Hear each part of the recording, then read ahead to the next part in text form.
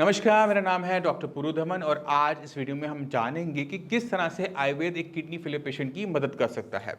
मगर हमें आयुर्वेद की ज़रूरत क्यों पड़ती है किडनी फेलियर को रोकने के लिए, उसको कंट्रोल करने के लिए, उसको समझना पहले ज़रूरी हो जाता है। तो मैं चाहता हूँ कि अगर आप किडनी फेलियर के पेशेंट हैं तो अपना प्रिस्क्रिप्शन निकालिए, जो आप मेडिसिन ले रहे हैं उसको निकालिए।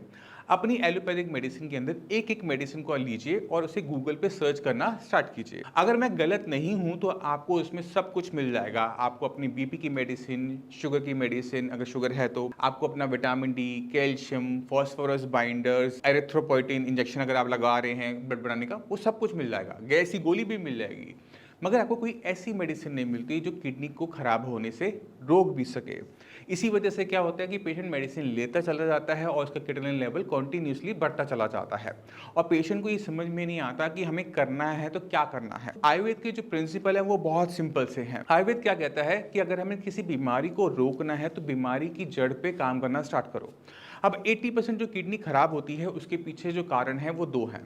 या तो हाई ब्लड प्रेशर मिलेगा या फिर शुगर मिलेगा या फिर ये दोनों में हमें देखने को मिल जाते हैं किसी किडनी फेलियर पेशेंट में 80% केसेस के अंदर। अब हमें जानने की जरूरत यह है कि बीपी और शुगर ये दोनों ऐसी बीमारी है जिसे बहुत आराम से कंट्रोल किया जा सकता है डाइट की हेल्प से, मेडिसिन की हेल्प से।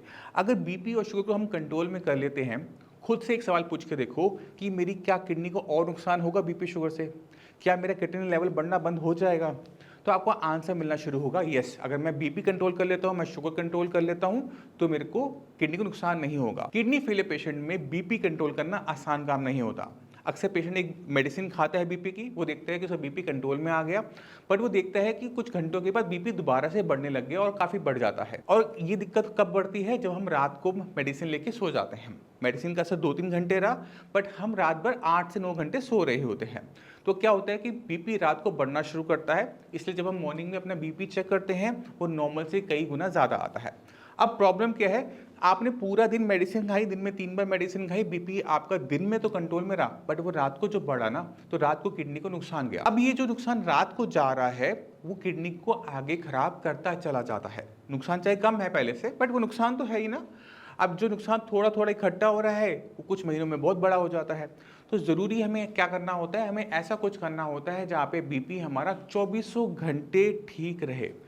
अब जितनी भी एलोपैथिक मेडिसिन को मैं जानता हूँ उनकी जो हाफ लाइफ होती है वो 6 घंटे की होती है, 4 घंटे की होती है, बट कोई भी मेडिसिन ऐसी नहीं होती जो उसे 12 घंटे 2400 घंटे कंट्रोल में रख सके। उसमें हेल्प करता है आयुर्वेद। आयुर्वेद क्या करेगा? इन्हीं मेडिसिन की जो एफिकेसी है, यानी जो बीपी की मेडिसिन आप ले रहे हो उसकी एफिकेसी को बढ़ाते हुए 2400 घंटे आपको बीपी कंट्रोल करने में हेल्प कर जाता है। यानी जब आप हमसे ट्रीटमेंट लेते हो, जब आप श्रेयास में आते हो तो आपका ध्यान रखा जाता है कि बीपी आपका 2400 घंटे कंट्रोल में रहे और उसमें आयुर्वेद बहुत अच्छा वर्क करता है।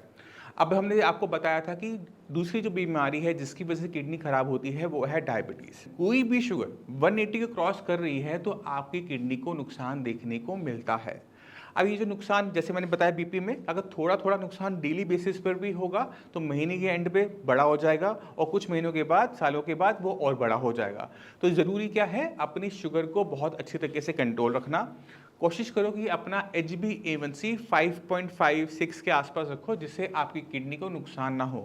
क्योंकि अगर शुगर कुछ मिनटों के लिए, कुछ घंटों के लिए अगर बढ़ भी जाती है कोई दिक्कत नहीं होती, बट अगर वो कॉन्टीन्यूसली बढ़ी रहेगी तो कॉन्टीन्यूसली ही नुकसान किडनी को होता रहता है। तो अब बीपी शुगर की मैनेजमेंट के लिए हमें वहां पर आयुर्वेद रखना पड़ता है कि बीपी आपका 2400 घंटे ठीक रहे, शुगर आपका 2400 घंटे ठीक रहे।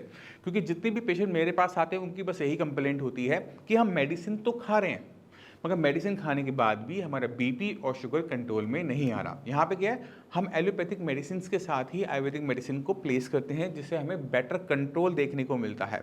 और ये कंट्रोल कितने दिन में मिल जाता है? बीपी का जो कंट्रोल है वो 2 दिन में देखने को मिल जाता है। क्योंकि जब भी आप हमसे मेडिसिन लेते हो तो आपको बहुत एक स्ट्रिक्ट इंस्ट्रक्शन होती है कि आपने अपना बीपी दवाई खाने से पहले चेक करना है। अगर आप बीपी दवाई खाने से पहले चेक कर लेते हो तो उसके खराब होने के चांसेस को आप कंट्रोल कर लेते हो। अगर वो बढ़ा हुआ आ रहा है मेडिसिन खाने से पहले तो आपको पता है कि आपको काम करने की ज़रूरत है, और अगर आप उस पर काम कर लेते हो, बीपी अपना 2400 घंटे मेंटेन कर लेते हो, अच्छा कंट्रोल कर लेते हो, तो किडनी हमारी खराब होने से बच जाती है। और इसी तरह से शुगर की तरह है, अगर हमारी डायबिटीज़, हमारी शुगर, ब्लड शुगर लेवल्स पूरे दिन ठीक से बने रहते हैं तो हमें पता लग जाता है कि अब शुगर से नुकसान नहीं होगा। मगर फिर भी हम क्या देखते हैं कि सीकेडी पेशेंट के अंदर क्रेटिनिन लेवल, यूरिया लेवल बढ़ते चले जाते हैं, जबकि बीपी और शुगर बिल्कुल कंट्रोल में होते हैं। उसके पीछे कारण डिफरेंट है, जिसको मैं अगली वीडियो में आपको समझाऊंगा। मगर हम मोटा मोटा क्या करते हैं, बीमारी की जड़ को पूरी तरह से कंट्रोल में ले आते हैं, जिससे बीमारी आगे बढ़ना बंद कर देती है। Creatinine level, urea level stable होने शुरू हो जाते हैं, यूरिन में जो प्रोटीन है वो कम होना शुरू हो जाता है, और वो बहुत बेनिफिट देता है किसी भी किडनी फेलियर पेशेंट को। तो ये तो बात होगी कि किस तरह से हमने शुरू में इस पर काम किया। अब है कि हम किस तरह से क्रेटिनिन लेवल और यूरिया लेवल को नीचे लेकर आ सकते हैं। अब अपनी किडनी को इमेजिन करना स्टार्ट करो। आप उसको सोचो कि उसमें छोटे छोटे फिल्टर्स हैं, जिसे आप अपनी स्क्रीन पर देख पा रहे हैं। ये ब्लड को फिल्टर आउट कर रहे हैं, ब्लड इनके अंदर एंटर करता है और गंदगी जो होती है इसे सेपरेट आउट होती है। इसको आप इमेजिन करने की कोशिश करो। अब सवाल ये उठता है कि ये तो बात हो गई बीमारी को रोकने से, अब हम किस तरह से क्रेटिनिन लेवल, यूरिया लेवल को डाउन कर सकते हैं आयुर्वेद की हेल्प से। आयुर्वेद की हेल्प हमें जब हम शुरू करते हैं, मेडिसिन जब हम शुरू करते हैं, तो हमें ये देखना पड़ता है कि हम किडनी की फंक्शनिंग को किस तरह से बढ़ा सकते हैं। क्योंकि अगर creatinine level, urea level body में इकट्ठा हो रहा है, वो इसलिए इकट्ठा हो रहा है क्योंकि किडनी कम काम कर रही है। अगर किसी भी तरीके से हम किडनी की फंक्शनिंग को बढ़ा सके, काम करने की क्षमता को बढ़ा दें, तो क्या पहले से ज़्यादा क्रेटिनिन और यूरिया शरीर से बाहर जाएगा? आंसर है यस, वो बाहर जा सकता है, वो बाहर जाता है। तो हमने क्या ध्यान देना होता है कि हमने किडनी की फंक्शनिंग बढ़ानी है। अब सवाल ये उठता है कि क्या किडनी अपनी फंक्शनिंग को बढ़ा सकती है? मैं आपसे एक एग्जांपल देता हूँ, फिर आप मुझे बताना कि वो पॉसिबल है या नहीं है। मान लो कि किसी भी इन्फेक्शन की वजह से, स्टोन की वजह से किसी एक इंसान ने अपनी किडनी निकलवा दी, क्या उसमें क्रेटिनिन लेवल, यूरिया लेवल बढ़ता है? सोचो देखो, नहीं बढ़ता। क्यों नहीं बढ़ता? क्योंकि किडनी के पास अपने पास नेचुरल क्षमता होती है अपने काम की क्षमता को बढ़ा लेने की। अगर उसे एक माहौल अच्छा मिल रहा है, बीपी नहीं है, शुगर नहीं है, उसे किसी तरह का नुकसान नहीं हो रहा, तो किडनी अपनी क्षमता को बढ़ा लेती है। अब हमने यही किडनी की जो क्षमता है अपने काम को एक्सपेंड कर लेने की, वो हमें हर किडनी फेलियर पेशेंट में इस्तेमाल करनी पड़ती है कि किडनी की जो फंक्शनिंग है वो सुधर जाए। किडनी की फंक्शनिंग सुधरती है, वैसे ही क्रेटिनिन लेवल और यूरिया लेवल डाउन होना शुरू हो जाता है। अब आप कुछ रिपोर्ट्स देखो, तो आपने खुद रिपोर्ट्स को देखा कि बहुत छोटे ड्यूरेशन के अंदर creatinine level, urea level down होने शुरू हो जाते हैं। और इसी तरह से आयुर्वेद किसी भी किडनी फेलियर पेशेंट में हेल्प करता है दो तरीके से। पहला, उसकी बीमारी की जड़ को कंट्रोल करके, दूसरा आपकी किडनी की फंक्शनिंग बढ़ा के। अगर हमें ये दोनों चीज़ें मिल जाती है किसी केस के अंदर, वहाँ पर हमें रिपोर्ट्स जैसे मैंने आपको दिखाई हैं, ऐसे रिजल्ट्स भी देखने को मिल जाते हैं। तो अगर आप किडनी फेलियर के पेशेंट हैं, तो आपको अपनी किडनी को समझने की ज़रूरत है, आपको अपनी बॉडी को समझने की ज़रूरत है कि आपकी बॉडी के साथ जो गलत हो रहा है वो क्यों हो रहा है। अगर आप इसमें से क्यों निकाल लेते हो ना कि क्यों खराब हो रहा है, तो बहुत का 50% ट्रीटमेंट वहीं पर हो जाता है।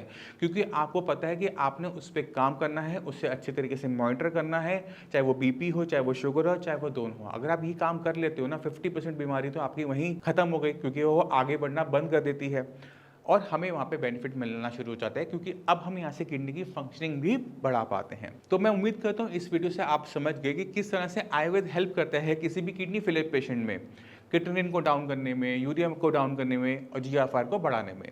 तो आप अपनी मेडिसिन को समझो, अपनी बॉडी को समझो, अपनी किडनी को समझो। अगर ये तीन चीज़ें आपने समझ ली तो आपकी काफ़ी हद तक प्रॉब्लम सॉल्व हो जाती है। अब मैं इसी के साथ आप सभी से चलने की आगे चाहूँगा। मिलते हैं अगली वीडियो में, तब तक के लिए नमस्कार।